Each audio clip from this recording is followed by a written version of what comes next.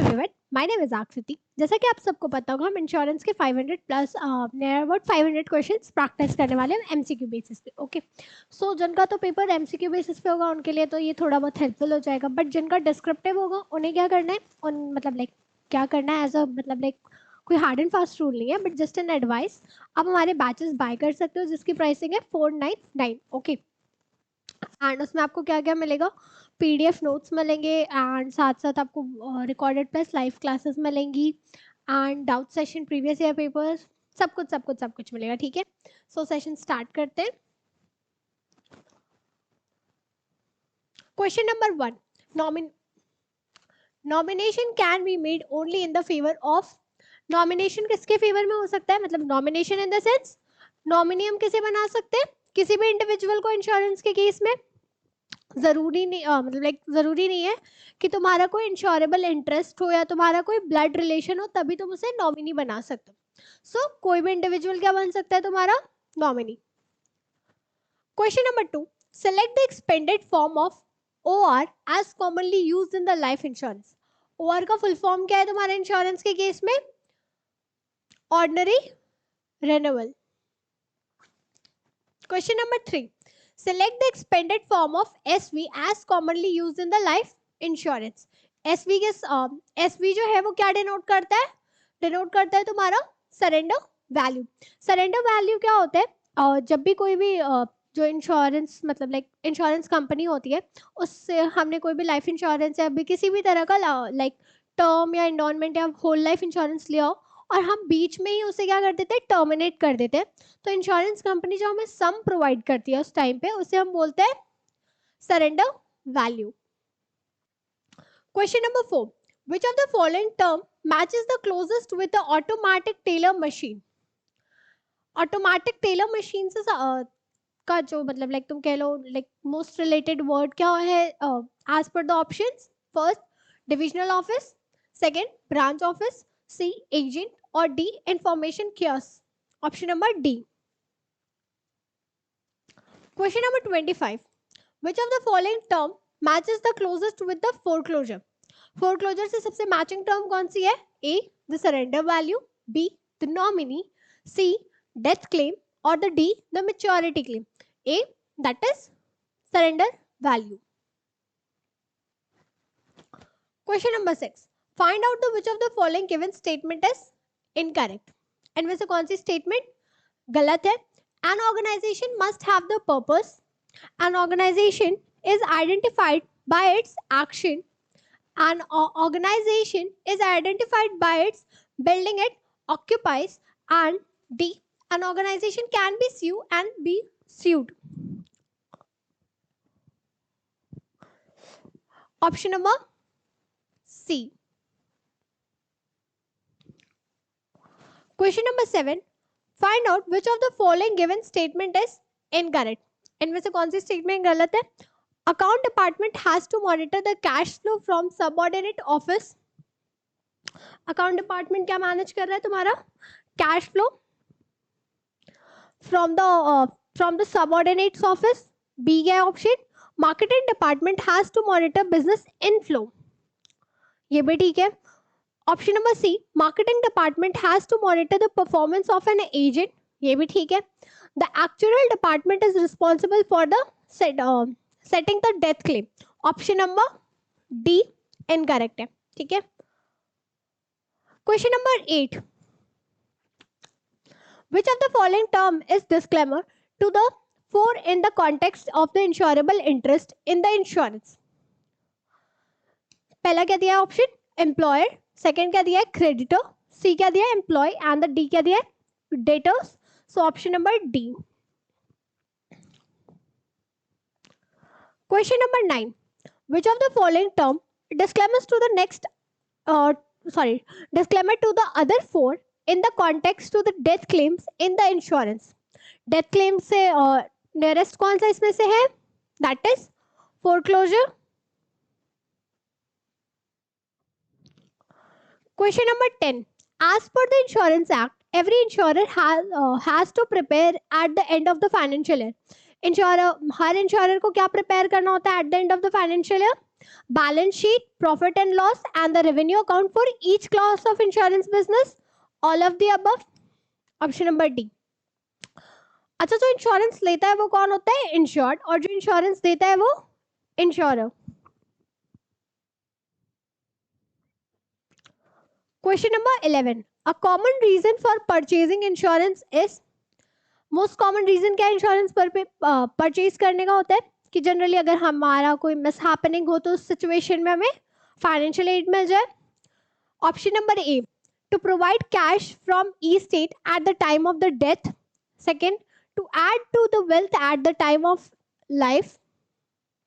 Third, to use a policy as a collateral in a loan. Fourth, to provide dividend to the beneficiaries. So option number A क्या है? Right है.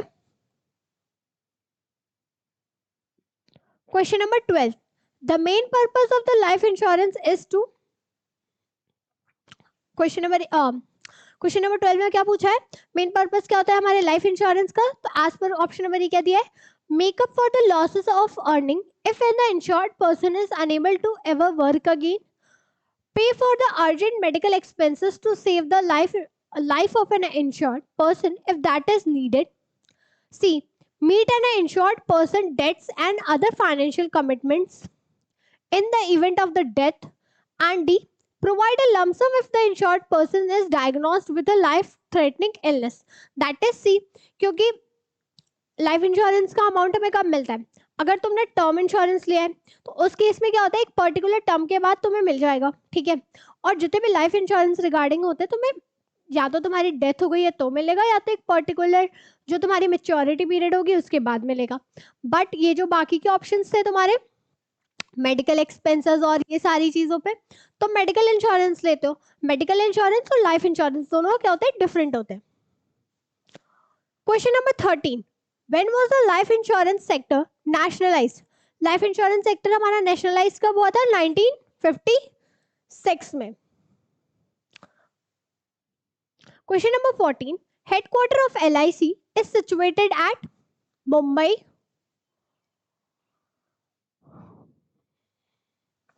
Question number 15. Which of the following type of companies or organization issue the ULIP?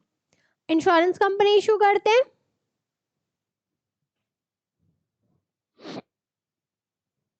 Question number 16.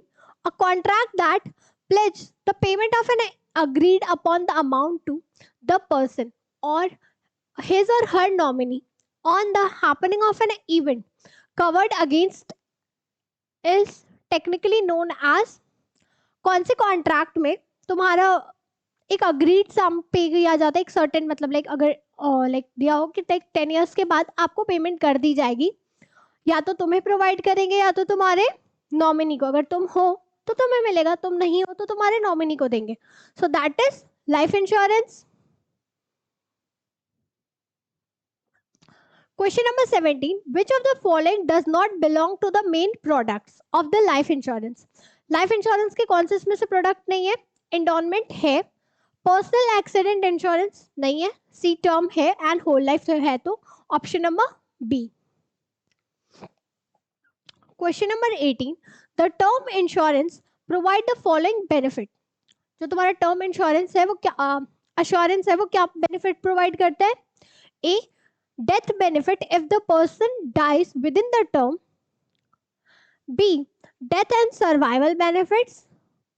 Periodic payment at the predicated intervals and the death benefit with the bonus. That is option number A सही है. क्योंकि term insurance में क्या होता है, with in the term अगर तुम्हारी death हो गई तो तुम्हें बेनिफिट मिलेगा. अगर तुम्हारा विद इन टर्म मतलब लाइक कुछ नहीं होता है तो उस केस में क्या हो जाता है, वो कोलैप्स हो जाता है. Question number 19. Dash insurance is a cash value policy that provides the lifetime protection by paying a lump sum death benefit. कौन से इंश्योरेंस में तुम एक लमसम अमाउंट पे करते जाते हो एंड जब तक तुम्हारी लाइफ है वो अगर उसके बीच में तुम्हें कुछ हो गया तो भी तुम्हें पेमेंट मिलेगी, एंड जब तक तुम्हारी लाइफ रहेगी उसके केस में भी तुम्हें पेमेंट मिलेगी. That is life insurance. Question number 20. Dash insurance policy pay the assured sum on a maturity of the policy or on the death of the insured, whichever is earlier. तुम्हारी maturity मतलब like जो तुम्हारी policy है उसकी maturity या फिर तुम्हारी death के बेसिस पे जो तुम्हें पेमेंट मिलती है कौन से इंश्योरेंस में मिलती है, तुम्हारे लाइफ इंश्योरेंस में मिलती है. So option number D. Question number 21. A policy which cover an indefinite term is called, that is whole life insurance. क्योंकि टर्म में तो तुम्हारा फिक्स होता है. टर्म लाइफ इंश्योरेंस में कि लाइक मैंने 20 इयर्स तक का लिया है या फिर एक सर्टेन 10 इयर्स का लेके रखा हो, ठीक है. तो होल लाइफ में तो लाइक जब तक तुम हो तब तक तुम्हारा फिक्स्ड है, उसमें अमाउंट मतलब लाइक पॉलिसी में तुम्हारा कवर्ड है वो. Question number 22. In which policy, if the policy holder survives till the end of his life period, the risk cover lapse and no insurance benefit payment is made to him or her. मैंने ऊपर भी बताया कि term life insurance के case में क्या होता है, जितने ईयर का तुमने लिया अगर उसके बीच में तुम चले गए तो ठीक है, तो तुम्हें जितने भी बेनिफिट्स हैं वो मिल जाएंगे. बट अगर तुमने टर्म क्रॉस कर दी तो तुम्हें स्पेशल कोई बेनिफिट्स नहीं मिलेंगे. उस केस में तुम्हारा जितना अमाउंट बनेगा वो तुम्हें प्रोवाइड कर दिया जाएगा, बट एक्स्ट्रा कोई बेनिफिट इंश्योरेंस का नहीं मिलेगा. सो ऑप्शन नंबर सी.